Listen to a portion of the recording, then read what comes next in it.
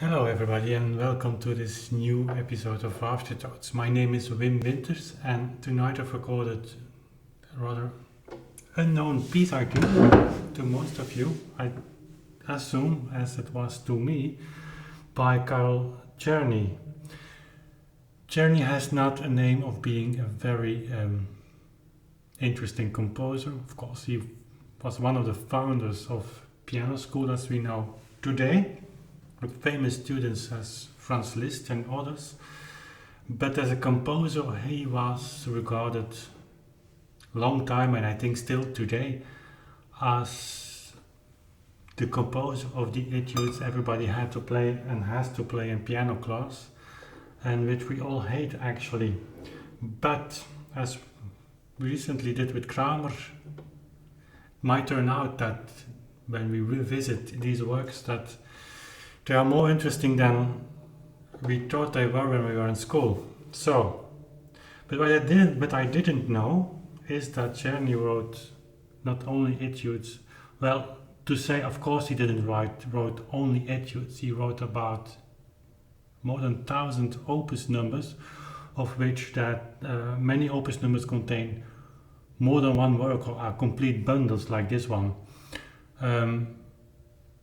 But I didn't know that he composed in Baroque kind of style, Prelude, Fugue-like style, and it is not little that he left. I have two very beautiful books. It's first print, original prints.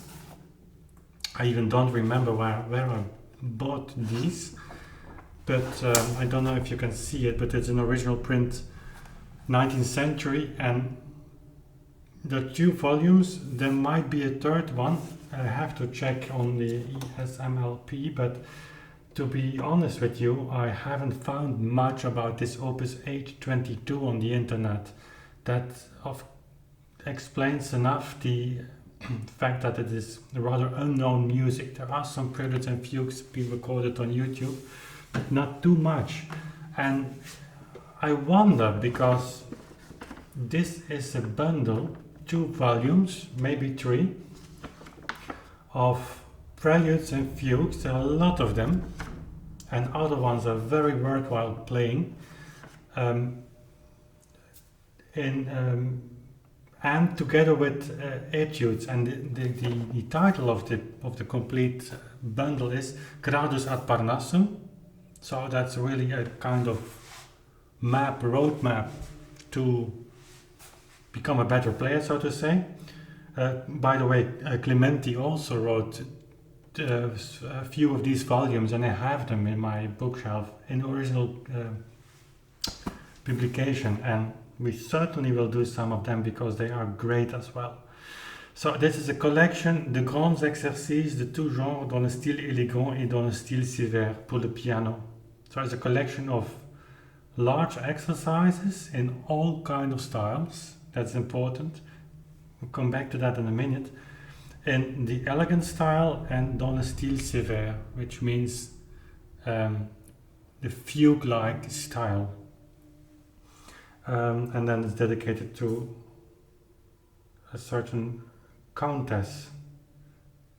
But he's talking about exercises in all styles, and that's very old common sense. I mean, the Wohltemperiertes Klavier by Bach are exercises as well. The exercise, and I've mentioned that before, is not a 19th century invention. It has existed always. People, musicians, composers always tried to put new boundaries, to break through the existing technical boundaries, also compositorial boundaries, and to name preludes and fugues in a bundle with exercises is not that Czerny had a lack of inspiration, but it was common sense. Playing a fugue was exercising, and the exercise was not a bad thing. It is meant, as I see it, in the sense that you play this to become a better player. It has nothing to do with the words of the piece itself. So I'm preparing a second one actually, and what strikes me, second, what I want to say about these etudes is the fact that the pieces that you write really in etude like these. I put a link in the description box on where you can download a copy of this. They are clearly written for a 6-octave piano. No doubt about it. It's impossible to play on the clavichord. Some of them are, but it doesn't make much sense. You need a different way of touch. The clavichord needs time to develop sound, and if you really jump too much and too quickly, you need a piano for that. It's exercises. But the preludes and fugues, they all fit almost in a 5-octave keyboard. It is as sometimes Czerny forgets that he has to write, or he wants to write for 5 octaves, and there is just one G, or in the bass one counter E, but that can be left out very easily. In fact, in the prelude and the fugue I played tonight, there's one G that I left out. It's actually a pity because I think it would make the piece even more beautiful. But anyway, and that wonders me, because why would Czerny limit himself to do so? That's an interesting question, I think. Do we know what instruments that Czerny had? And we must not forget that Czerny in his time was considered as a very important musician. He was not considered to be the greatest composer, but he was very well respected, certainly in Vienna. And of course, the shift was already there from Vienna to Paris, with people like Franz Liszt and Chopin who were traveling to Paris. They both visited Vienna first, but it was with the death of Beethoven, of course. Maybe much less interesting, and Paris and London became the cities where the novelties and the new music all happened, the society of modern music, so to say. But Czerny lived on the end of that period. When he died, and he didn't left, and he hadn't family of relatives, when he died he really possessed a fortune. If I remember well, I've once read that he had a real domain with a house on a mountain, and he gave all his money to charity and to his housekeeper and so on. So he was very, very successful. He must have worked like crazy, because he was born, if I remember well, 1791, so the year of death of Mozart. And I believe he died somewhere 1856 or so. So he died at the age of 65 or 66 years, but composing more than 1,000 opus numbers, and these 2 volumes, and I think there are 3, as I said, are just 1 opus number. It's insane almost. And then having dedicated his time also to a lot of pianists and a lot of didactical works. His writings on Beethoven are extremely important. So Czerny, as a historical figure to do research on, I think it's very important. And the third thing I wanted to say about this item, about his preludes and fugues, and also about Czerny, is that he fits very well in the revival of the Bach tradition. And maybe the Bach tradition never died really, as we have all learned that at the end of the 18th century, all musicians had forgotten the great Bach. Of course, his works were not available. There were only copies, and it's in the 19th century. 2 people like Czerny that the oeuvre of Bach was published and become more and more available. So that's an interesting thing to think about. Czerny made a complete edition of Bach with Griepenkerl and Reutz, and I believe that Czerny, of course, did all the keyboard works, Griepenkerl all the organ works, and I think Reutz all the chamber music and orchestral works. But they worked together, and Griepenkerl was a student of nobody less than Forkel. We've mentioned that before in a video that I made about Forkel. So there was a strong connection between Forkel and Griepenkerl, and Forkel himself. He studied music with one of the Bach students, so it was a direct line. And this early 19th century revival that started perhaps with people like Baron von Swieten, who invited Mozart and later Beethoven to play the Volta-Bitte Klavier at his house. Mozart, of course, he was studying Bach and Handel, Beethoven, and then we see attempts by Mozart and by Beethoven, of course, to write a fugue-like style, and then we have this music. There's also Clementi, who wrote several fugues in a really strict style. We have Mendelssohn coming. Mendelssohn had a correspondence with Griepenkerl. So Mendelssohn, a good friend of Moscheles. Moscheles, one of the first concert pianists before Liszt, who traveled throughout complete Europe.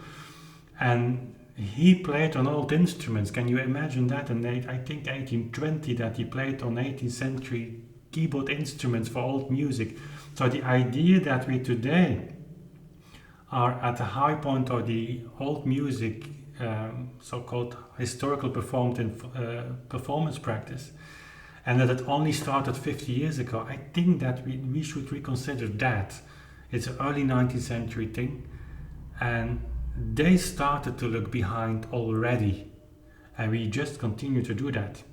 So to come back on the keyboard and on the 5 octaves limitation that Czerny put under these works, it might be well so that this was something that was related to keyboards that he owned, that he played on harpsichords or clavichords, certainly of older days. Why would he limit himself not to use his a half or sixth octave, or even 6.5 octave? So it's an interesting question. I cannot answer that. I think this music is very interesting, and it reminds also to Mendelssohn.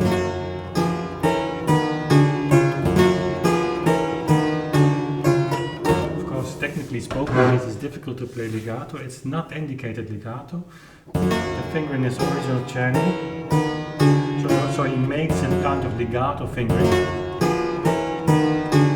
And the other fingers are just following. Of course, on the piano you can use the right pedal. It's not indicating that. It's not indicating, I think, F on any passage. So maybe he leaves that to the taste of the player, or it was not intended. This kind of finger legato is what... It's not like in the 20th century where everything should be played legato, but it's coming. So this prelude is an introduction to the fugue, and most of the preludes are. There are some preludes that really are compositions on its own, but here he is clearly preparing the fugue. And by the way, the articulations that I play are indicated by Czerny, and where he's not indicating, I assume that he suggests legato.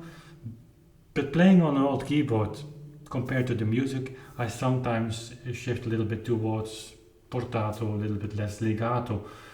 I think it makes sense. But here's a bow and a point.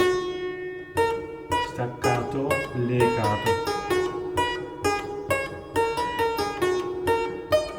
And then we get a very nice development. And I think passages like this.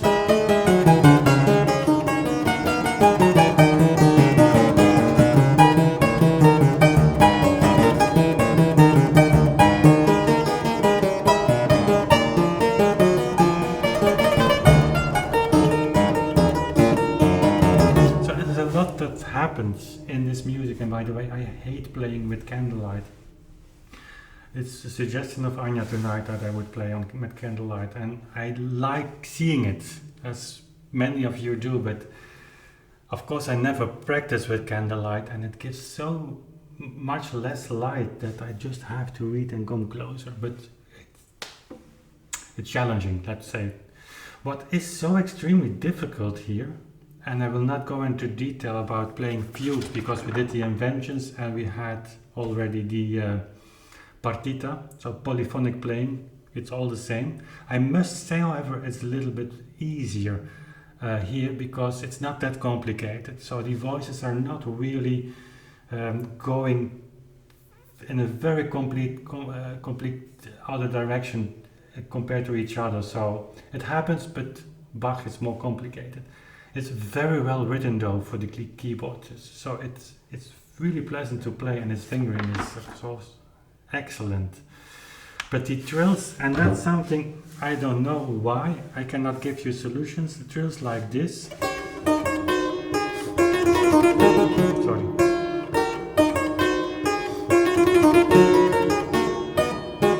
In one way or another, I find them very difficult. So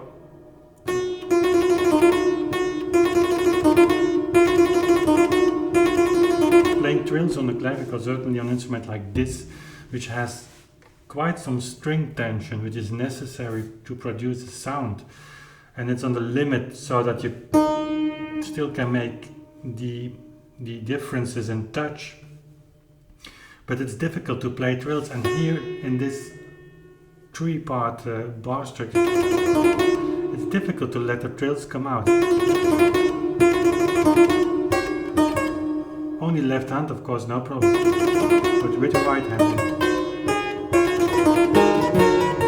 Of course, the jump makes it difficult because you have to finish a trill and then jump to the next theme entrance. But anyway, it's frustrating. So just to say that I get sometimes reactions that I play rather easy, and I think that's true, but it's not always as easy as it looks. And like trills like this, I really am wondering what I can implement to automatically play all these trills like they have to be played, because a trill that's not ending in a very smooth, rhythmical, correct way and it's leading to the heavy beat, it's rather ugly actually. So that's difficult. You get another one here.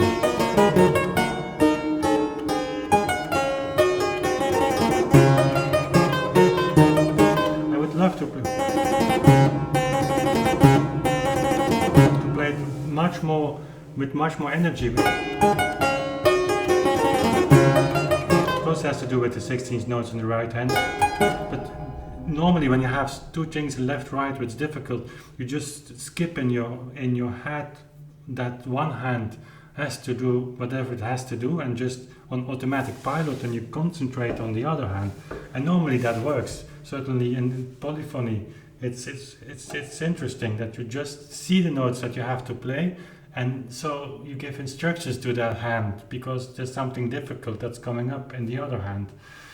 And it's more difficult to explain than to do. You will have experienced that, and if you haven't, you should try just to give a kind of direction to one hand. But here it doesn't work.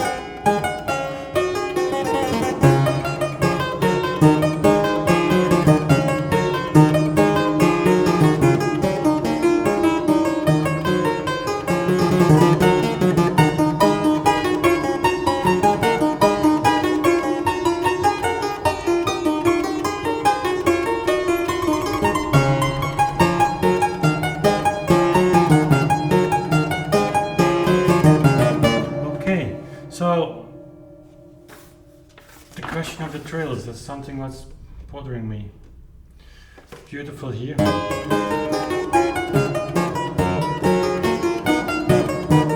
Sorry.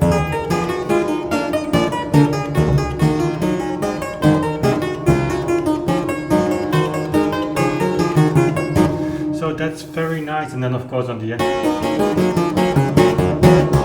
that is 19th century.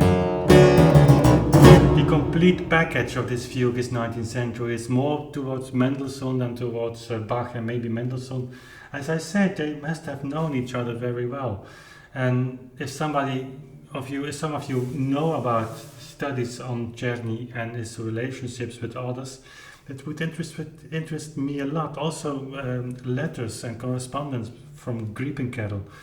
I've searched it on the internet and didn't find anything. And that must be very interesting, I think. His correspondence with Forkel, the correspondence of Forkel complete to read, that would be very interesting.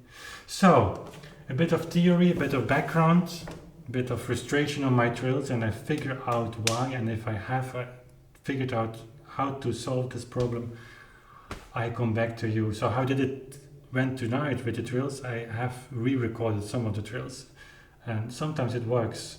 It has to do with relaxation and with that division in my head. But when I have the solution, I will write it in this description box of this video. I come back to that in another Afterthoughts.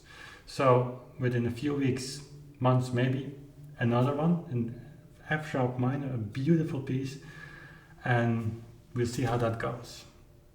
So dive into Czerny, into this Gradus ad Parnassum. If you find information, please leave that in the description box of this video. I will find it, and I will be very, very grateful to you because it interests me a lot to know more about this. Thank you very much for that, and also for watching and listening, and for your subscription and sharing this video with your friends, and we see each other next time again. Bye.